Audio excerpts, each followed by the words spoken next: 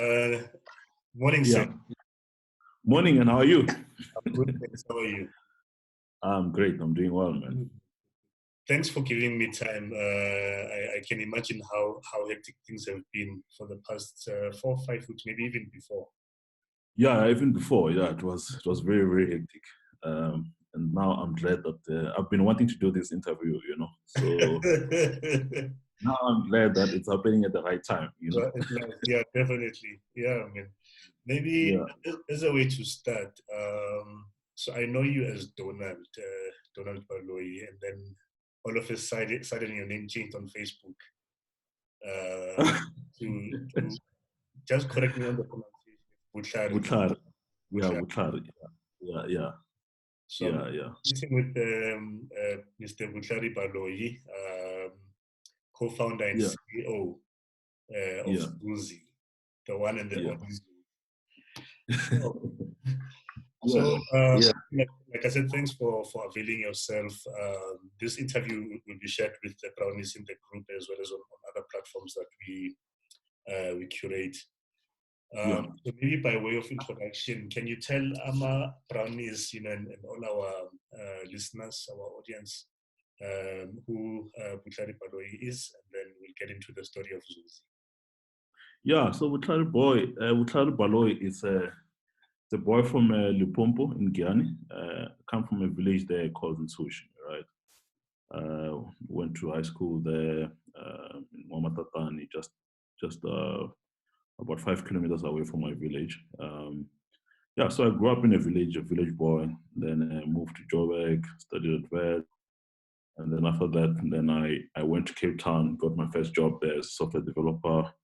Worked there for 3 years, and then I joined FNB when I came back. Other than that, I'm very passionate about tech, passionate about entrepreneurship, passionate about educating people around me, not just do this alone. I'm sure that people around you are empowered as well. And then I go to church as well. That's another thing that I do. I go to a church called Hope Restoration in Midrand. Okay. So that's where I am, that's in short. Donald is. Yeah. So let us just maybe take us through the story of Zulzi, how it started, what led to the thinking behind it, and maybe also touch on the name Zulzi, what it stands for, if at all it stands for anything, or what it means.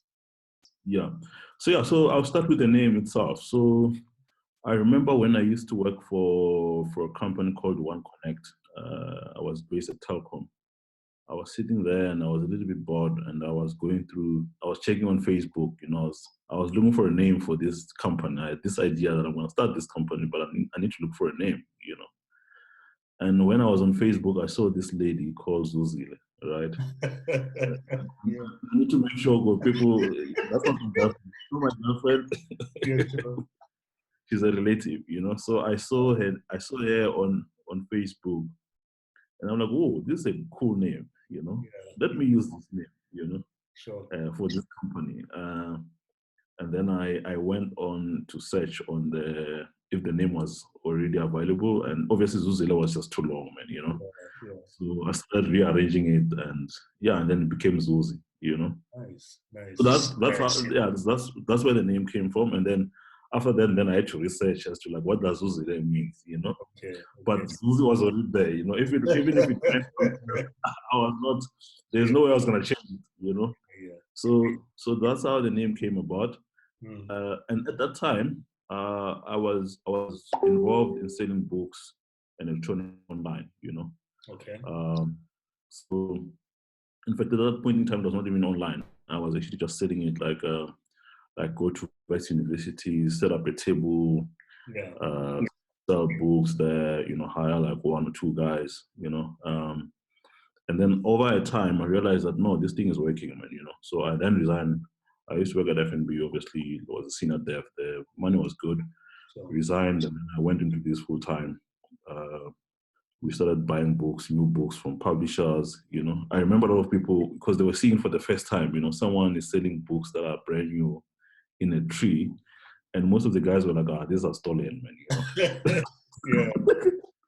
Yeah, it was like, this guy stole the books,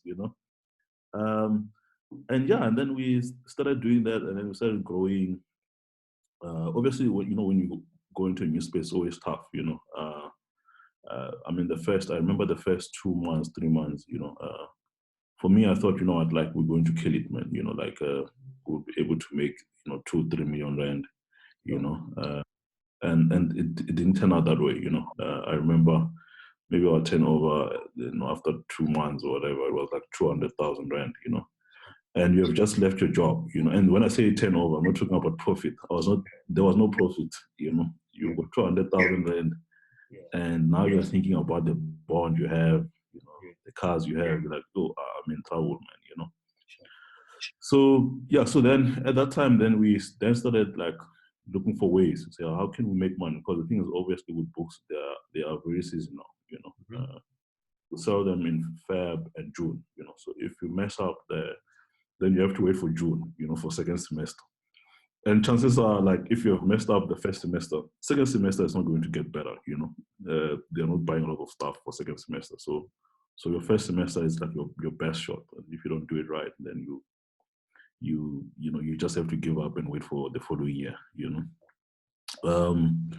And then what happened is then we looked for another way, so how do we get out of this, And then we started like to sell like entry-level tablets, and then with entry-level tablets there was a huge demand. The demand came from VAL actually, VAL University of Technology in Vanderbilt. I remember we had vets, some students came, they used to train, and they're like, they are looking for tablets. They heard that there's someone from Zulzi selling tablets, and they took everything that I had. I probably had like 5 tablets. They took all of them. Wow, this is amazing. I need to make a trip to the VAL, We started going there, and that's how I saved myself and my marriage. Yeah. So very good. Yeah, and then I was able to sustain myself, and I could now actually say, that's I was able to be fully committed to the business. And then one of the things we did as well along the way was to enter the SAB Kickstart. Okay. And then we got ourselves like 750,000 rand at the time. That money was supposed to be used to obviously just grow the business, get more books, get more, get more coverage in terms of like more expand to different universities as well, And for me, when I got the funding, which I think sometimes is very important also for funders to understand that, the entrepreneur knows most of the time, and the strategy might change. It must always change. If you're a small business, you're always going to change what the things that you want to do. So for me, I was like, no, man, like with this, let's find something better to do. Because obviously, the market we're in is very small, it's very seasonal. Can't we go for something bigger? And that's when the idea of building Zulzi, the on-demand platform, started from. To say, let's build where you can just, it's not only a seasonal business, but you're selling everything. From groceries, restaurants, pharmaceuticals, and liquor. And that's when in 2016. We then started working on this idea. My friend Michael joined me. So Michael, we used to work together at FNB. Okay. He was actually a friend of my brother. So they went together. They were at UCT. They were friends at UCT. And then I met him, obviously at FNB. In fact, I met him before FNB, but we worked together at FNB, and we became better friends than they were with my And then from there, Michael then, joined me at Zulzi. We started building this thing together in Braamfontein. We're not sleeping, man. We're pushing like long hours, building the platform, getting a lot of people coming in with the input, all of those things, And then, 6 months later, we're able to go live, with the Zulzi platform. And then I remember when we went live, you're thinking you're gonna make it big, man. Like you just develop this platform and buy anything. First day there are no orders. Second day nothing, man. On Saturday I went for a park run. An order came in. The first order came in. I was in there. It was for breakfast from Roko Mamas. Oh, I was still enjoying myself. I mean, a park run. Obviously, you're not even expecting like people are not ordering on this thing, yeah. And then when I check later, flip with an order, and I'm supposed to do it, Yeah. Then I ran straight to Roko Mamas. Remember, we don't have partnerships as well, right? There is no partnership with anyone. At that time, we've got all the best restaurants from Chicken Licken to Tasha's, because we didn't have to ask anyone for partnership. In fact, we tried in the beginning. Maybe it's important to also talk about this. In the beginning, I remember because our office was in Bram, there used to be this cool spot, They used to sell really nice food there, opposite Liberty. It was a very cool joint, and I used to enjoy their food all the time. And then I remember I went there to ask them if they would want to join us, as a customer, and I was a loyal customer, Sure. And the lady said, no, she's not keen, Yeah. She has tried out the platform, this thing's not working, My heart was broken, Yeah. but then I realized, like, if I'm failing to convince someone who I eat, and I know this person very well, I eat there every day.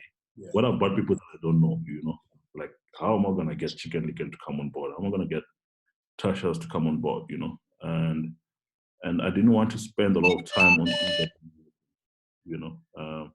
So to me, it was more like, okay, let's rather get started, Partnership will find us along the way, So you force your way, you force your way to say, guys, you'll be forced to work with me because I will have customers, So I changed the way I used to think about things. And also another thing that helped me was also to look around as well. When you're building these things, it's important to look at what other platforms in the world are there, that are doing something similar to what I'm doing, And one of those platforms that I found back in those days was Podcast.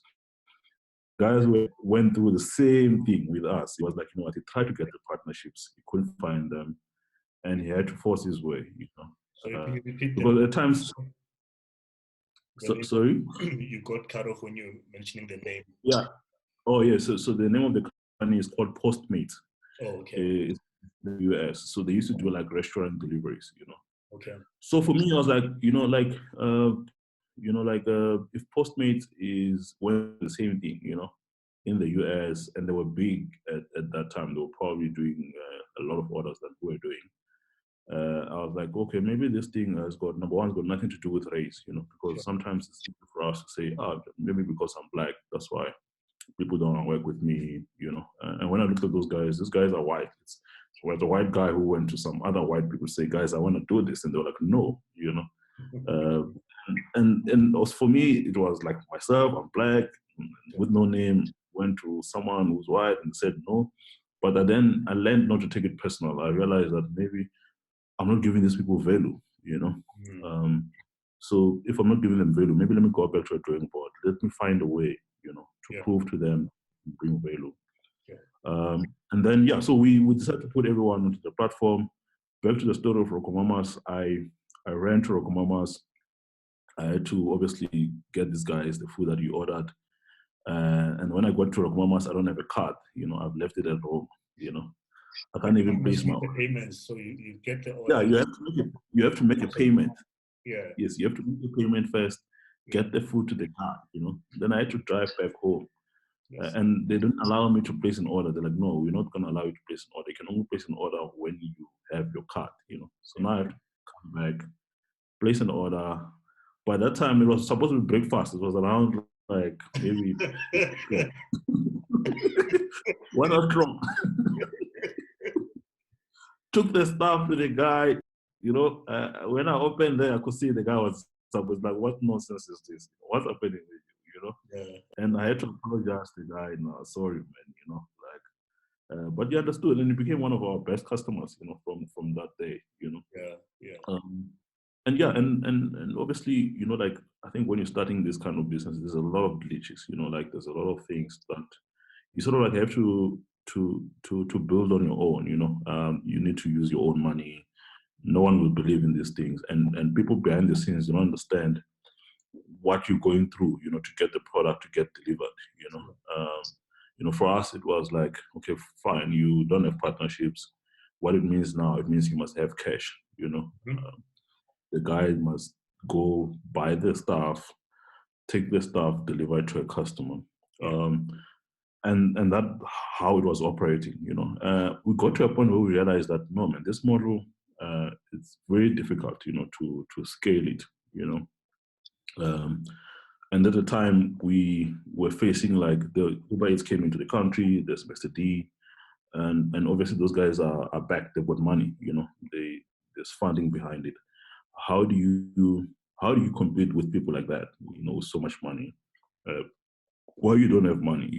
For us, how to go every day, it was all about like borrowing money from friends, family, so that we can then work on the next orders.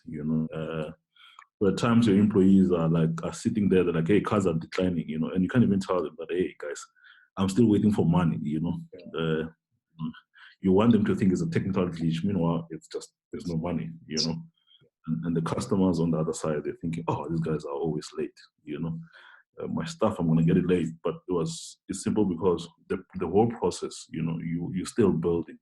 And this is something that a lot of people we become impatient. We don't know how things are built. You always see it when it's there. When it's fully functional. It's like people saying now, why don't you just market your brand? Why don't you just put a billboard? I don't understand that. You don't understand that those things you need money, to do it. And then so the same thing with building like a business from scratch. There's a lot of glitches, a lot of problems that you face, and what you need also from what I've seen is also like you also need people that are patient as well on the other side. Being able to understand that okay, these guys actually they always do their best. Like if these guys are growing, at times it doesn't mean that every day things go well. There'll be times where things don't go well. And how do you support these things? How do you make sure you try and understand, like what's going on in this thing? What makes this thing not work? Often I speak about also like giving young people a chance as well. Often we cry about this at work as well to say, hey, companies don't want to give me a chance, man. The truth is they say you're gonna mess up. But the truth is sometimes you need to mess up so that you can learn. And for me, like we have a lot of young people. Some of them, from everywhere, townships, and for me, it's all about. I don't even care whether if you would this degree or whatever. The truth is, I just people that are passionate, that are going to work very hard and learn. First days they can make mistakes, but most of them now become superstars. Let me ask you on that point, because you just touched on something that I've observed. And maybe you can share, excuse me, in terms of what you do to get that right. So I've used Zulzi a lot, especially a lot more now because of the lockdown situation. I'll get a call or a WhatsApp, and mostly I've observed it's young people. Will say, oh, okay, I can't find this product. Is it fine if I replace it with that product and all that? And the vibe that I've been receiving on my side has been that it's someone that wants to help you, someone that is passionate about what they are doing, and wants to get your product to you, and then someone who will also say, so you pick the time, the delivery time, so the app gives you the option already. I want it between 10 and 11 or whatever, and then they'll call and say, look, we can deliver earlier, you fine if you do that and all that. So from that experience, in terms of that interaction with clients, and obviously I'm speaking to what I've experienced, to get that part right, to say, look, and usually I think the option I pick says, there's an option that says contact me or text me. I never pick that one. I usually pick the replace with another product. And I usually find that, once I get that message, because sometimes they do send a message in the app for me to approve. But I'm busy looking my other direction and doing other things. And obviously I respond within time. In fact, what you just touched on is I think it's a very important question or important comment about groceries. So groceries, they are very difficult in their nature. Firstly, if you do like restaurant deliveries, right, chances of someone going to stairs, finding the burger that you ordered, close to nothing, with groceries, there's a lot of things that can go wrong, you go to a store, you don't find the items, right? Maybe another thing that we need to maybe chat about as well is also the unit economics of grocery delivery, the whole module as what has been making these things not to be online. In fact, groceries are the biggest category when you look at the retail, in South Africa. In fact, worldwide, groceries is one category that's massive, but it's not online. You look at, like, let's say, clothing has been online for a while, books online, food delivery from restaurants has been online, and mainly because these things have been easier to do online, but groceries are tricky. Why are they tricky? So first of all is there's not enough margin. You're not going to get enough margin, by it's the heavy lift. You're doing a very difficult job with no margin, in fact, if you have to take into account even the cold chain, how you store different products, all of those things, it makes the whole process to be very, very complex, right? But on top of this now, when you get to the store, right, the store, obviously, another thing is people always assume that when you order from, this store, the guys can always go around and look for the product, which will not work because obviously, so what we have is with different hubs. Okay. Let's say with shoppers who are stationed there. We'll have another hub, let's say in Denfen. So what we prefer cluster where stores that are on the app, let's say it's Discount Clicks, Woolworth, Pick and Pay, then we'll have that cluster there, and then we'll have pickers who are stationed in that location. Their job is they get an order from a customer, they go into the store, they pick the items, right? But when you're in the store, obviously when you go by yourself, it's easier. You can quickly just decide on whatever thing that you want. Like I ordered this, but now it's not here. Let me just quickly do this, But when you are a shopper who's shopping for a customer, it's very difficult, So the first of all, what makes it difficult is obviously we want to create the best experience for you, I hate it when someone else on Zulzi and we can't find the stuff. Now that customer now needs to go to the store. It's not a good experience, It's not something we want to create for our customers, So that part, how we have solved it in the past. In fact, that's why, all of the retailers have been wanting to work with us for themselves, right? It was because we solved that problem by introducing what we call in-app messages, where a shopper will then suggest a replacement to a customer, and the customer can then accept it in the app, because that's very common everywhere you go. And it's not a point of like, hey, can't you just integrate with the retailers? Someone will say, why don't you just integrate with the guys? Then they'll give you the stock feed. The truth is, in the retail store, there's a lot of things that are happening, So the system can say you've got 10 items. The SEP system can say that, but the truth is there's a lot of activities that are happening there. You've got customers who are working in there who have got the stuff, they put in the trolley, it's not scanned, some products are lost, whatever the case is. So that will never work. Even the retailers themselves, they always struggle with that part of whatever I say I have in stock, is it a true reflection of what I can say if I put on the app?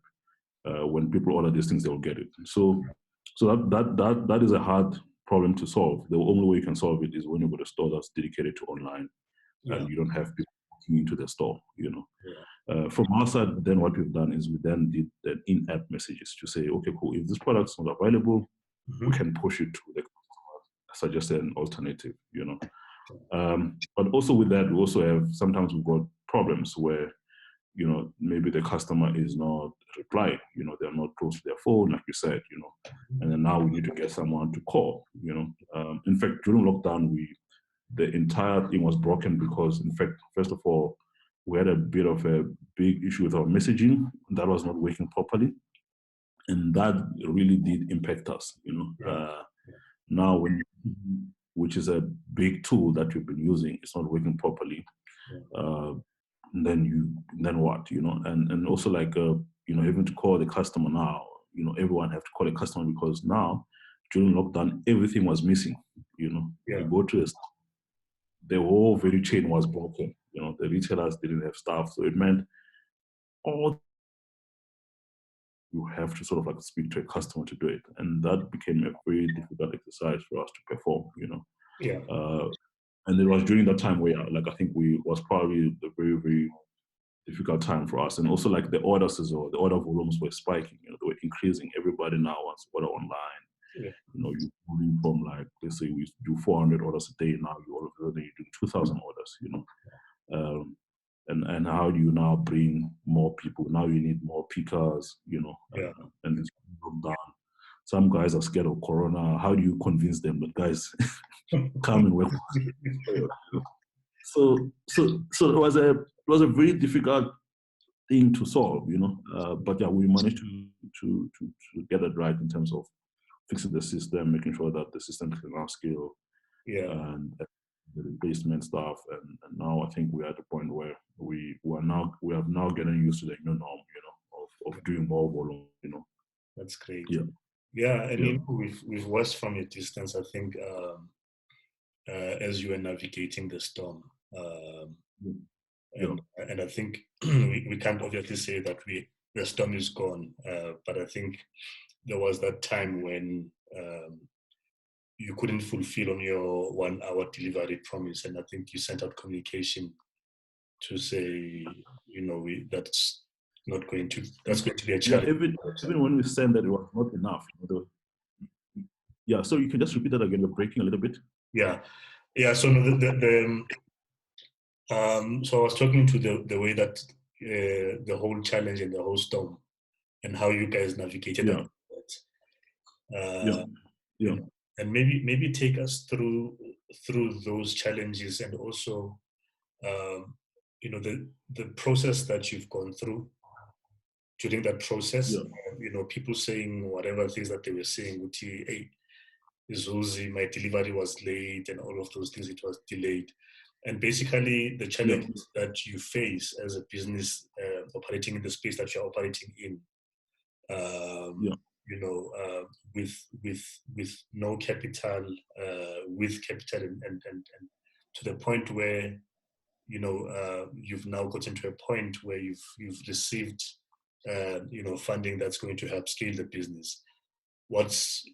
Just take us through Leo Jenny Leo in terms of the challenges and communicating to the clients or the customers, and just keeping at it, and what you guys have been doing. So look, I think let me start here. Like, obviously, I think we had a very small team, right? The team was small in the office. Like, I mean, if I remember well, the customer service team, we had like about, maybe let's say 4 guys, It was okay, before lockdown, but after lockdown was something very different, Now you need to grow the customer service 3 times. And also, like, how do you get the guys to upgrade your call center? Some of the guys on a lockdown already, they can't do it, So it was a bit challenging. And also, like, for young guys as well who had not seen this before, So for me, what helped me the most was, we went through a phase like this before, So what happened is, for a very long time when we started our business, right? So we used to obviously sell food, groceries, pharmaceuticals and liquor, right? We then made a decision that, we're gonna stop selling fast food, mainly because obviously there was a lot of competition from Uber, and Mr. D, and we're going to focus on groceries, which is very important as well. You don't want to go to a space where there's a lot of money that has been invested in there, and you go there, no partnership, no money, because also the whole process of how you do things is extremely difficult for you. You know? Yeah. We made a decision to say, you know what, let's focus on groceries, right? And at the time, it was an unpopular decision to make, mainly because on our platform at the time, I think we're doing about, let's say about maybe 500,000 to 600,000 a month, right? And 100,000 was coming from groceries, but 500 was coming from fast food. You know, so I made a call that, you know what, we're gonna focus on groceries as opposed to focusing on restaurant, and also mainly because also customers were getting confused. You know, people were trying to promote us. Hey, this is Zulzi thing. It's great. Customers are getting confused. How is this thing different from Uber Eats? How is it different from Mr. D? You know, and someone will explain it that, hey, they do a lot more, you know, and I was getting tired of people having to explain my business, you know, because if someone is not there or doesn't understand it better, what's going to happen? You know? So I was like, you know what, we need to have something that set us apart from everyone, and that was groceries, you know. So we then started to focus on groceries, doing 100,000, started growing to 200,000. 300,000. You go to a point where you also become comfortable, you know, like you're doing 300,000 and it's fine, you know, you can actually project what's going to happen next month, you know, which makes it easier for you to plan for capacity and all of those things, you know. So I remember this at the time, one lady posted on a group. It was a Facebook group. It was it was a closed group, you know, like very wealthy people. They're in that group. In fact, it's moms, you know, in that group. You know, she posted on that group that, hey, I've been using this cool thing called Zulzi, right? This thing is amazing, you know. And people started like commenting about it. That, hey, I've also used it as well, you know. Yeah. And then I remember I woke up like boom. Now all of a sudden, you woke up, you have a lot of orders that you have to fulfill for, you know, going day, you know. Like you have grown like probably 5 times, you know, overnight, you know, and they have capacity to do that. You know, I had to actually ask friends coming up. I was also a shopper as well, shopping the orders, delivering the stuff. That was a nightmare, you know. Some of the things were not done. But you know, think also, you know, that customer base that we had, they were very understanding, you know. They knew, you know, when you know that, okay, I'm buying from a startup here, you know. Those are things that you must understand. Like, this is a startup, this can go wrong. Your money is not going to be stolen. That's another thing that people need to understand. No one can take your money. If any online platform, for instance, takes your money, you can go to a bank, you can dispute it. The bank can log a dispute with any merchant, and then you get your money back, you know. So we went through that process then. And then we had to make a call, you know, as to like, okay, we're now struggling to deliver the stuff because we had about 5 bikes and 1 car, you know. Now we're at the point where we can't do this. This is just impossible. So we then partnered with one of the, it was actually Taxify at the time, right? We now called Bolt. We then partnered with them to help us with the deliveries at that time, you know. It was great. Things were getting delivered on time. But then what happened is, obviously, because the drivers for those platforms are not used to delivering groceries, you know. And this is a very important thing to understand as well, because often people, they look at these big companies, they're like, oh, these guys are so big, man, you know. They can just come and do these things like within a day, you know. What I learned then is that no, it doesn't work like that. You have to build this craft. You have to understand a lot of things to make it work, and also to change the culture of how people do things. It's very, very difficult, you know. So and that's one of the reasons why, for instance, even here in South Africa, Mr. D is quite big, you know, because I think they understood that craft, you know. So what happened is, with these guys that we're using, is most of the time they will take the stuff when they get to a customer, because they are used to, like, for instance, meeting a customer outside the gate, all of those things, you know. When you're picking up someone, you know, it's easier, you know. Groceries, you can't do the same thing. You have to get there, take the stuff, put it in the house, and they were not doing that, you know. And they will fight with customers to say, why do you expect me to do that, you know? Why do you think we're better? I remember this one time, this guy went to a customer. He got there. The customer was probably staying in the 9th floor. He called the customer. Actually, he called the customer. The customer wasn't picking up. Then he went up to the 9th floor, right, using the stairs because the lift wasn't working. He got there. He called the customers. He's like, "Come take your groceries."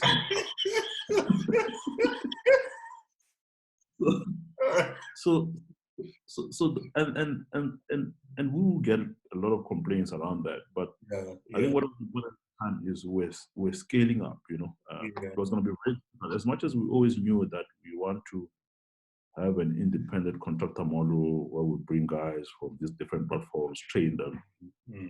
When we tried to do that earlier, a lot of people were not interested because they're not making enough money. They're like, why should I go work for you as opposed to work for Taxify or Uber? I'll make enough money there, So it was more like, now you need to have scale for you to bring in those guys, So Taxify helped us to reach that scale, definitely, irrespective of what people were saying at the time, that the service was great, because obviously in the beginning, the service was great, it was great because, I was also delivering, like when you're delivering by yourself, the service is going to be awesome.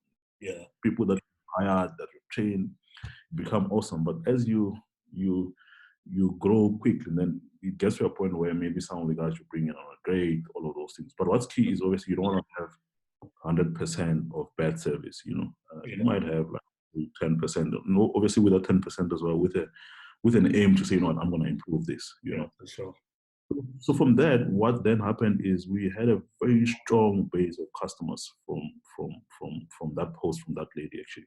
In fact, I remember after she posted that, I woke up, I Googled on Zulzi to say, who wrote this nice article about us? Because I thought, I've never seen so many people signing up in a day and buying so many things. So I thought maybe someone has written like a really good article about Zulzi.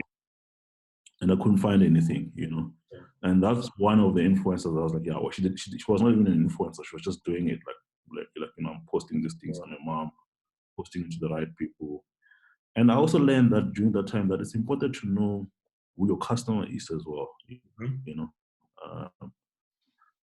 Like obviously when you start a business, you think everybody will just buy from you. That helped us to start to navigate to say, oh, cool, these are the type of people that we should be targeting as Zulzi, and what are the things that need these people to use us as a platform, right? So so then from then we then started growing, and I think what we did very well as Zulzi was to really attract the high-end customers, So we had a lot of like high-end customers. High-end customers, I'm talking about guys who spend like 20,000 Rand and above on the platform every month or on groceries, So that's the part that I think helped us, to grow the platform, right? And then obviously when you're growing like that, one thing that you need is also like you need to then get funding as well, because it's just difficult to run this from your own pocket, But one thing I'm grateful for that I need to mention as well is also surrounding yourself with people who can help you, So I had a lot of friends that could help me. In fact, I didn't know that my friends were like that, Like you look at people, when you're still working, maybe you become selfish, It's all about doing stuff for yourself, For me, what helped us a lot at that time was like I started building relationships because I would borrow money almost every day, So remember the model was like this: you have so a customer buys stuff online. We don't get that money immediately. You must have money to go buy your stuff, every day, So in the beginning, it's like 100,000. You need 100,000 Rand to go buy the stuff, right? So it's fine. You get used to that. You always have 100,000. You make ways to say, this is how I'm going to have this 100,000. And then once you've bought the stuff, maybe the following day you get paid, right? There are times where you'll have issues where your money doesn't get paid. Like let's say it's a Sunday or it's a holiday, then it means now you need to get like 200,000 Rand to cover for that, or even 300,000 Rand to cover for those days. It gets more interesting when you start growing as well, when you get to a point where now you don't need 100,000. Now you need, at that time when these ladies came to the platform, you needed a lot more money. Where do you get that money from? So lucky for me, I had built a relationship where, in fact, all my friends, there was always like a lot of movement of cash, where the guys would borrow me cash and I'll find a way to then return the cash to the guys. And what helped me was I was able to build trust with people around me. They knew that this guy is doing this every day. He's gonna call me looking for 50,000. In fact, started with 5,000, started with 1,000 rand. Um, from 5,000, when people see that this guy I can believe, I can trust him, then it moved to 50,000, it moves to 100,000. I mean, today, to be honest, like my friends are able to borrow me 1 million rand. It didn't start there. It started with 5,000. You build trust. And this is one thing that I want to encourage people to say, guys, these are the things that we need to learn. It's easier when you're comfortable, where you can do stuff on your own, but when you start to look at your networks around you, to say, how can these guys help me? It's very important to be someone who can be trusted, where people say they want to do business with people they trust, and it's true. And most of us, we go to a guy, you borrow 2,000 and you don't return it, you don't even say anything, you just disappear, pick up the phone. Or we see pictures on Facebook. Yeah. Now you come back, you're like, now I need 100,000 about this deal. Yeah. The truth is, I'm like, oh, dude, like, how are we gonna do these things together? Yeah. So for me, like, one thing that I would say, people need to learn out there is you need people around you to help you, and be trust. Like, if you can't pay back something to a friend, I think explain to them, tell them that, my friend, look, these things are tough. This is what I'm going to do, communicate with the guys, so that the guys can also buy in. Because I remember some point as well for me, like, I got into a point where I had this friend as well. We used to borrow money like all the time, and I couldn't pay him, and I had to tell him that, look, dude, things are tough.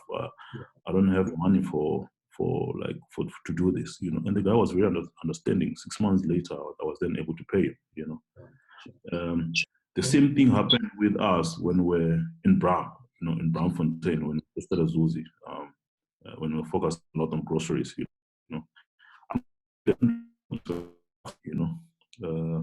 I remember I actually I was there for almost a year, like, without paying a rent, man, and they didn't chase me away because I was always communicating with them. I was very good at promising them that, look, we are making plans, man. It's coming. And I remember the landlord was like, but you've got money. I just saw you on the news, like, Actually, that's what I was going to touch on, because what I'm also getting from what you're saying, which is, one must not be afraid to raise their hand and say, I need help. Because for you to be able to do that, it takes a lot. I think there are people who maybe even have a bigger challenge with asking for any kind of help. And Zulzi, I'm sure at that point, it's at a point where someone might have seen an ad, seen you on a TV program, or saw an article about Zulzi, and now here you come asking for money. This guy is like our daughter. Yeah, and the thing is also, like, the people needs to, that's another part that we then need to understand as well, because, there are times where you're setting your business, when you're setting your business, you can't go there and say, hey guys, I'm struggling, I don't know what's happening, so the story has to, it will be different, from when you are having, so you can't take what you saw on the news, you bring it to your friend, or to your family. So people struggle with it, they think just because I was on CNN, it means I'm now big, The truth is, you still need to come back and say, hey guys, like, the truth is, this is where we're going. I think that the key thing is you have a dream, you know where you're going.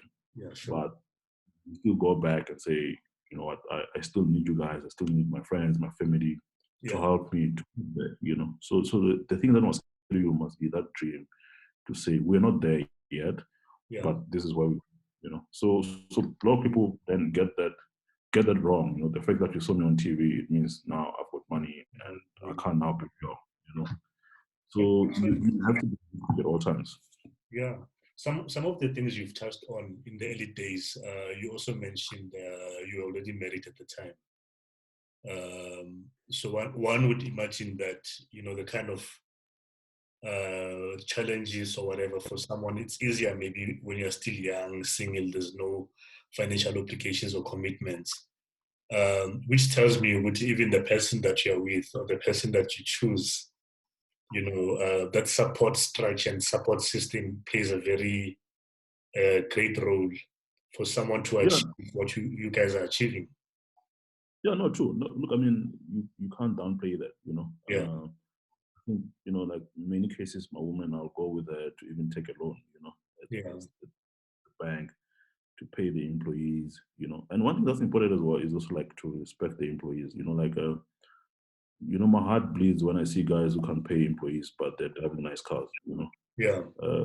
That's just unacceptable, you know. So you can't call yourself a business person who's got a tender, but you don't pay your employees, you know. So for me, when I was doing this, I was always the last one to get paid, you know. By getting paid, I mean like, you know, like whatever I had, you know, if there was no money in the business, if you have to go and borrow from friends, borrow from your, you know, like my woman, I'll ask her, you know what, even your salary, please bring it here. I need to pay my guys, you know. That's how I used to run the business, even today, you know. So the staff was always loyal, you know. I mean, going back, I remember at some point, like with the landlord, I got into a point where I was tired of, you know, like when you think, give me this time, I'm going to pay you, you know, it never happened, right? So, so at some point, like the landlord lost it, man. It's like, no, you have to move out, you know? Yeah. So at some point, I remember my team was working there in Maboning, you know, my younger brother used to stay there and they were working there, you know? And it was so depressing, man, for me to even go to, you know, like that flat. I was like, oh man. But my staff, because they were very loyal, right? They were very loyal because number one, they knew that as much as they're kicked out, come month end, they'll get paid, you know? They remain loyal, even though, you know, like things where they could see that things are sinking here, but they were like, no, you know, this guy we know, you know, like he's going to pay us, you know, they will get increases even when things were bad, you know. So building those relationships, building the people who work for you, who are around you, becomes very, very important, you know. So those are some of the things that I think we went through that were, when I look back, they were very tough, you know. And yeah, like another thing that I did, obviously, you know, going for a year without paying a landlord was a lot of money for us, like over 300,000 rand or something like that, you know. Then you know, when you're tired, you get to a point where you're tired, and then I gained courage. I went back to the landlord and renegotiated again, and he opened. He opened like, you always talk to me. You should have said that, you know.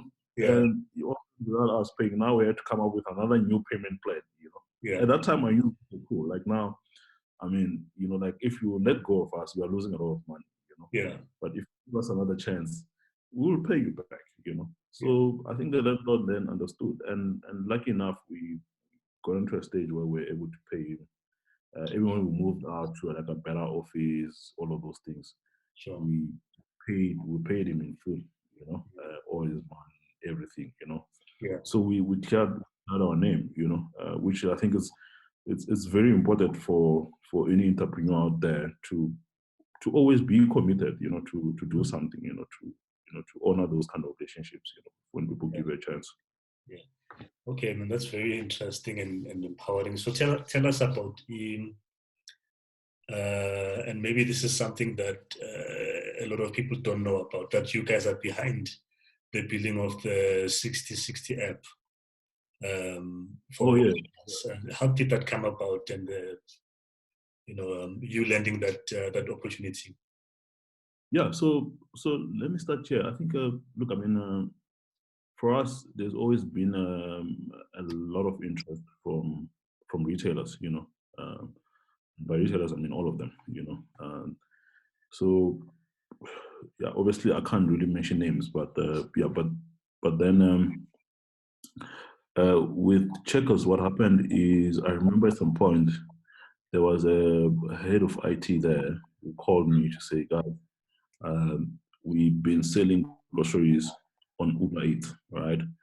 And it was just not working out. Like we need something that is meant for groceries, you know. I remember I went there and I was very excited after the meeting.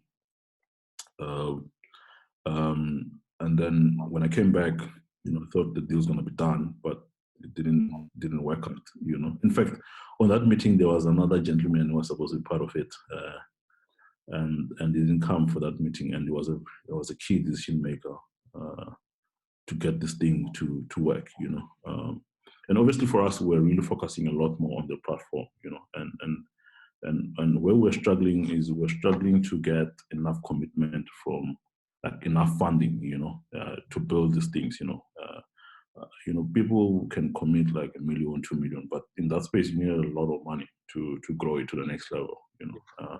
So it became a reality that in South Africa there's not, you know, you're gonna find it very, very difficult to get someone who can commit 10 million rand to say, let's build this, let's get it going, you know. No one can take that kind of a risk, you know. So what then happened is we got into a point where we're like, okay, cool. Look, I think, you know, myself and my partner Michael, we've been in tech for a while, for a long time, you know.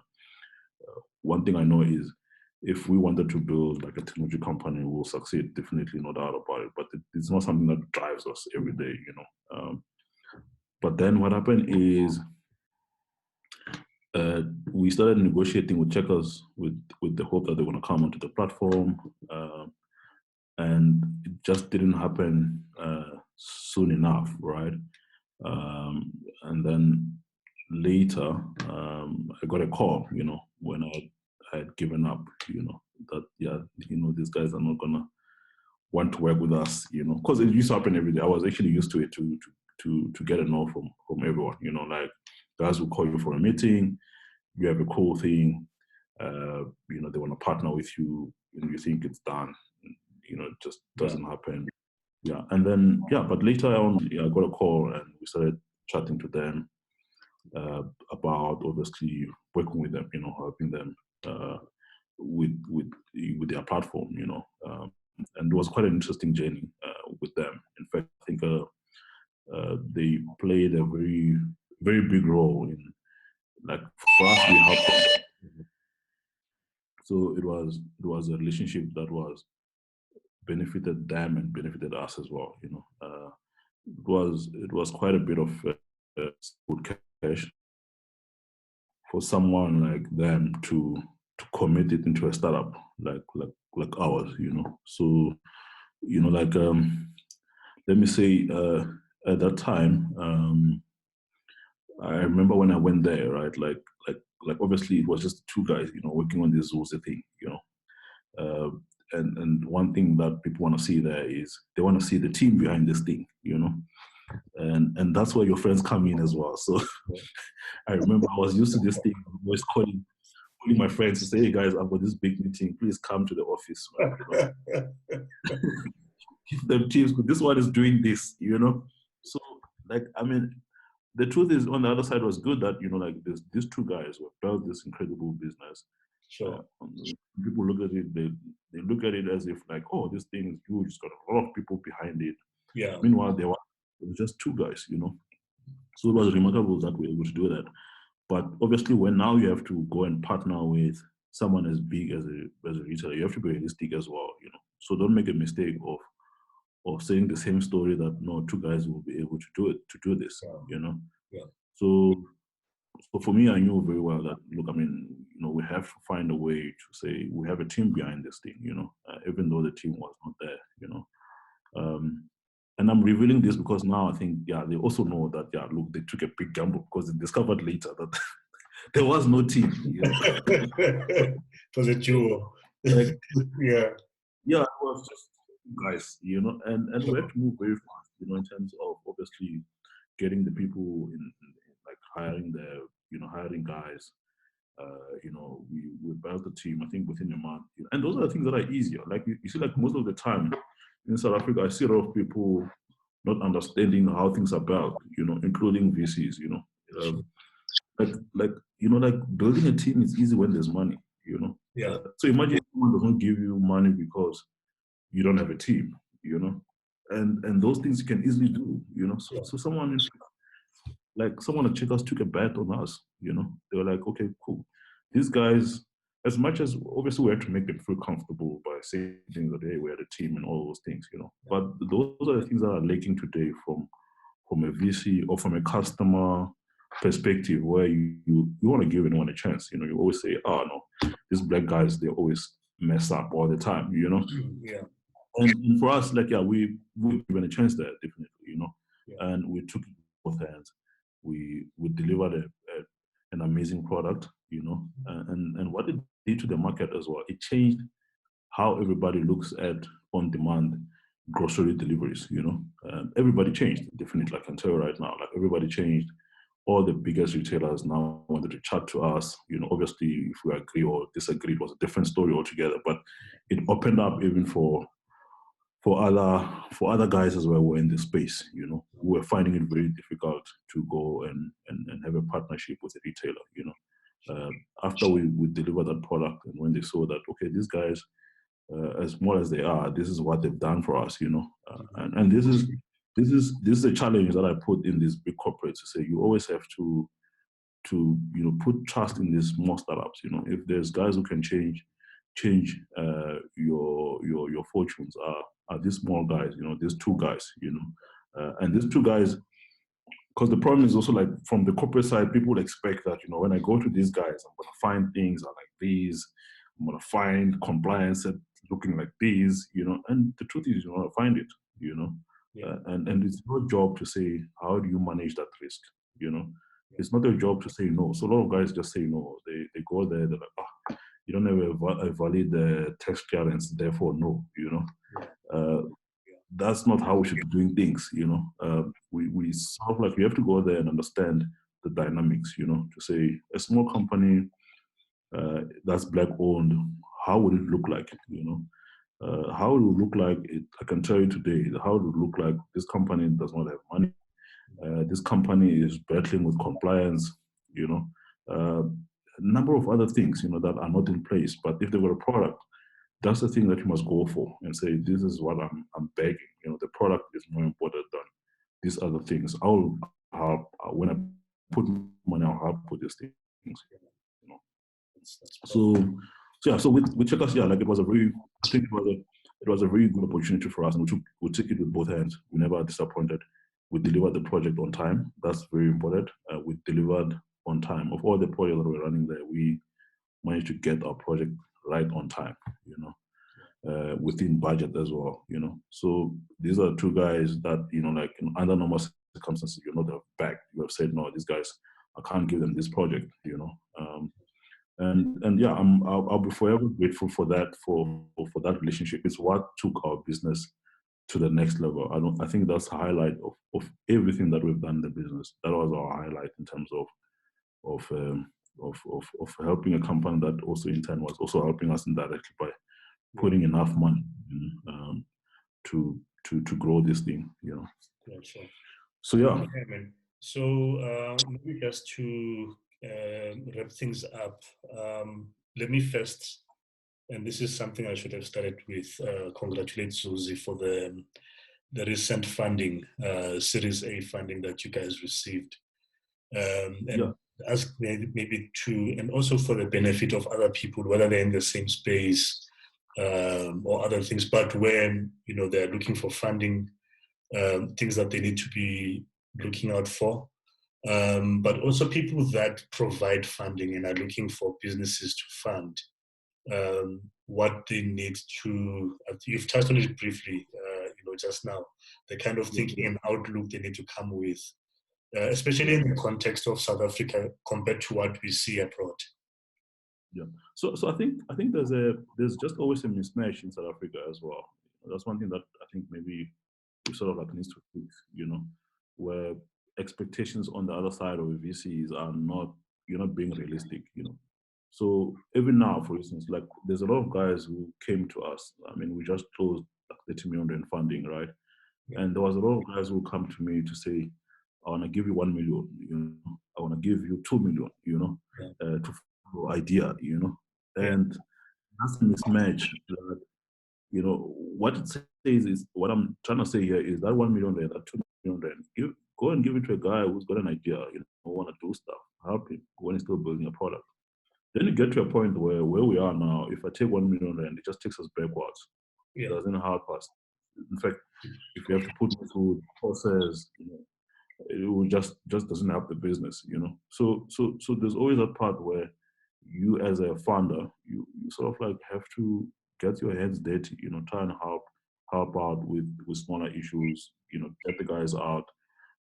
And also on the other side of the guys who are looking for funding, also need to understand that the VCs are not ready as well. Remember, like, you only get ready when you have done these things and you've got a true success story, and not just one. There's multiple stories, and then we will know that you know it. So you've got two people that are not ready. And often they will say things as if they are ready, like as if, like, if you don't do this, you're doomed. But you find that that's not true. So you as an entrepreneur as well, is you then need to understand that space, that, oh, these guys are also learning, and I also need to learn my space as well. And what do you do when that funding is not coming? Because chances of it coming are very slim, so that's where you then need to start saying, okay, who do I rely on to build an MVP? Other guys, they need it to a point where your MVP is like 100 million rand business turnover a year, and then they say they want to give you one. Others will come in, obviously, will understand it better and give you decent money. So the truth is, there's a lot of things that an entrepreneur will have to do, unfortunately, like on your own, hustling, trying to make money from different things to try to move forward, and people mustn't give up on that. This is not, you won't be the first company to go through these things. I mean, if I look at even your Take-A-Lot, for instance, Take-A-Lot raised a lot of money from Tiger Global Management before NASPA's put money in them, right? And there's a lot of stories like that. You see Yoko, everyone. Like, there's a lot of companies who have raised money from outside, mainly because here in South Africa, there was not a lot of guys who could understand. It's only later than when they realize it, when there's crisis. Like, even now, COVID-19, people now are becoming aware, or they're waking up and they're realizing that, no, what, these are the things that we should be investing their money in, And I'm hoping that even after this COVID-19, of VCs or even companies will then learn on how to work with small businesses. How can we give them to the economy, put something on the table that is decent as well. Because another thing is, people put. I think people, maybe they just don't know the true value of money now. There's some money, when you put it, just doesn't help the business. So once we start putting money, investing the guys who are doing stuff, and there's not a lot of people, by the way, who are coming up with ideas that you can bank on. It's not like this. If you're confused by 1,000 ideas, I'll understand. There's few, So the few should definitely be getting funding from the local VCs. We should be backing our own. We should be taking pride in producing our own companies. So that's a challenge. I think the challenge is for both the VCs and the guys on the streets. The guys on the streets is to say, guys, keep on going. You keep on going. Work with your friends. Work with people around you. Build that relationship, that trust that I spoke about. Like, being able to borrow money from someone, because that can collapse business. If you wake up one day you can't get 100,000 rand, it could be game over for your business. So being able to build that trust. And also another thing is, obviously, some people hold on too much, like, to their equity. They think, like, this thing, I want to own it by myself. I want to be the only guy running these things. You also have to understand how difficult it is to do a business alone. To do business alone. So you want to have someone who can go with you. Have a partner. If you are going to a tech space, for instance, I'm seeing a lot of guys who want to go into tech space, but they don't know how to program. And this is another part that a lot of guys don't understand on the VC side, that most businesses in South Africa, they they fail because there's no tech. If the tech, most if you want to be in a tech space, if you're not tech, you want to be in a tech space with no tech, how are you gonna make it? You can't even build a product. Yeah. So, and when you find that as a VC as well, back it. For an entrepreneur, I would say is I want to develop these things. I want to do these things. Who you partnering with who can help you to do that if you're not a tech guy, or if you're a tech guy who's actually doing business development for you to make sure that the business can go out there, get customers, all of those things. So those two things go hand in hand. And when you have that, I think that's the most important combination. And once you have that, then you're definitely going to succeed. Obviously the idea as well needs to be the right idea as well. And then build a product, keep on, put your money as well. So like without your own money as well, like why do you want us to, if you're an investor, why do you want me to invest in something that you don't believe in it yourself? Sure. If you can't put even 10,000 in your business, but you want to invest 5 million, Yeah. So you also need to put the skin in the game as well. Do what you can do. Build, keep on building. All in all, there's no reason why people cannot succeed. You owe it to yourself, and I think once more stories come up, like what I'm excited about now, being able to raise like whatever 30 million rand money. And in fact, we raised it by ourselves. Another thing, I remember this other gentleman once told me that, "Who do you think you are?" Because he asked me, "Who's helping you guys to raise money?" I looked at him, I'm like, "I'm doing it." And it's like, he even gave me examples. He like, yeah, look at this person. Their mother is a minister. They are using this company to help them to do a fundraising. And all in all, is like it should not be difficult. It should be possible. So I'm hoping that these kind of stories should inspire people to say, these things are possible in South Africa. Sure. They are possible to also people who come from villages, like myself. I come from a village. My partner as well come from a village. Even English is not like Model C. So we grew up in the villages, and here we are. We're getting the funding. So all in all, it's possible for anyone. If you work hard, you apply yourself.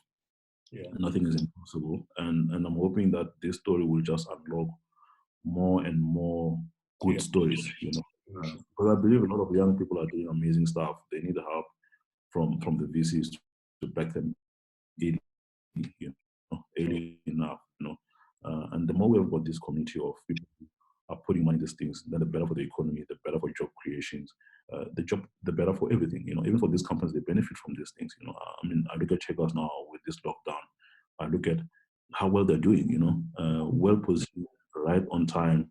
Because they took a bet on a startup. That normally guys will not be willing to do. They'll be like, these guys, what if they don't deliver? So those are the things that I think are important for everyone to learn from this experience that I went through. So let's keep on pushing, let's apply ourselves, let's build relationships, let's not destroy them. Yeah, man, that's powerful. Yeah, I think the time that we had today is not enough to cover everything. But I enjoyed myself. But I have no doubt that the people who will listen and play this, there's a lot of value that they will get from this. From my part, I would like to say that this is one of many to come. I think there's just a lot of things that we need to unpack. Maybe just choose one or two that we can zone into and spend time on that. But you know what, from my side, I'm just wishing that Zulzi may grow from strength to strength.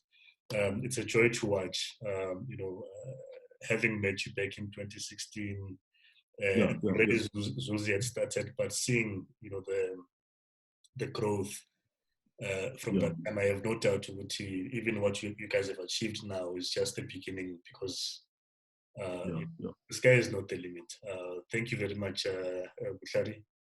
And, thank you for your time. So when I post this, I'll share the information as well, how people can download the app and you can find that. But thanks very much. No, thank you so much for your time, man. And you have a lovely day. Thanks, you Super. too. Thanks, you too. Super.